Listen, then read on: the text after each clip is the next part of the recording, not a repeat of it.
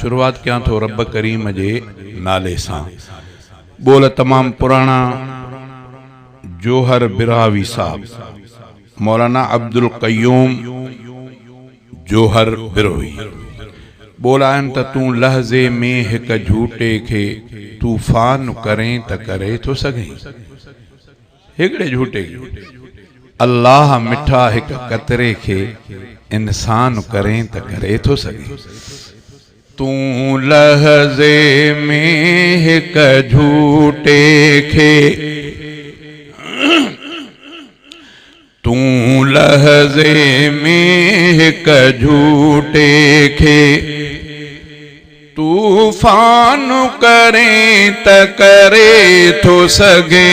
अल्लाह मिठा एक कतरे के अल्लाह मिठा एक कतरे के इंसान करें त करे तो सगे। तू लहजे में एक झूठे के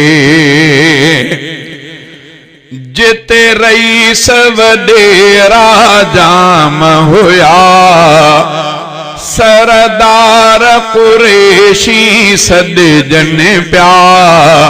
जिते रईस वडेरा जाम होया सरदार कुरेशी सदजन प्या। उते हिकड़े यतीम ते नाज़िल जे कुरान करे त करे तो सगे। उते हिकड़े यतीम ते नाज़िल जे कुरान करे त करे तो सगे।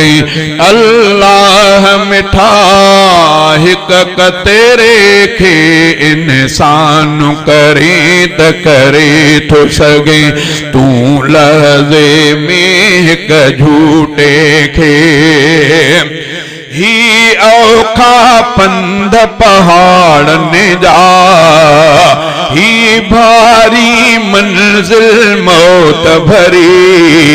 ही औखा पंध पहाड़ ने जा ही भारी मंजिल मौत भरी। जे साथ डई हिन मुश्किल के आसान करे त करे तो सगे। अल्लाह मिठा हिक कतरे के इंसान करे त करे तो सगे। तू लहजे में एक झूठे के जे यूनुस पेट मछिया में रहे यूसुफ बाज़र मंझ खपे। जे यूनुस पेट मछिया में रहे यूसुफ बाज़र मंझ खपे। जे करबल मंझ इमाम कोई हैरान करे त करे तो सगे। अल्लाह मिठा हिक कतरे के इंसान करे त करे तो सगे। तू लहजे में एक झूठे के तू काती हेठा कंदु कढे तू बाह के बाब बनाए थो। तू काती हेठा कंदु कढे तू बाह के बाब बनाए थो। आबाद दिलियों हिक लम्हे में सुनसान करे त करे तो सगे।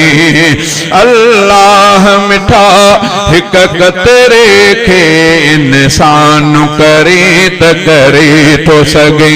तू लहजे में एक झूठे के का देर ना कहीं नौकर रखे।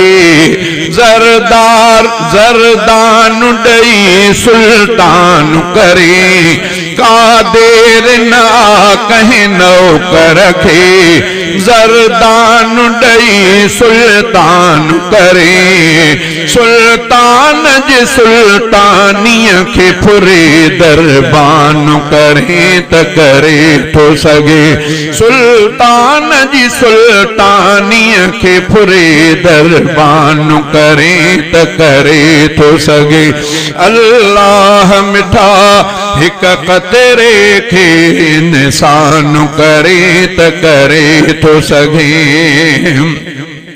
तू वह दड़वाह फिटाए सगे तू मीह वसाए कुर्ब करे तू वह दड़वाह फिटाए सगे तू मीह वसाए कुर्ब करे पंहिंजीअ ते अचे जे बाग़न खे वैरान करे त करे थो सघे अल्लाह मिठा हिक क़तरे खे इंसान करे त करे थो सघे तूं लहज़े में हिक झूठे खे ज़रबत सफ़र जी आसानी कुछ नाहे बिरोही जो रखे ज़रबत सफ़र जी आसानी कुछ नाहे बिरोही जो रखे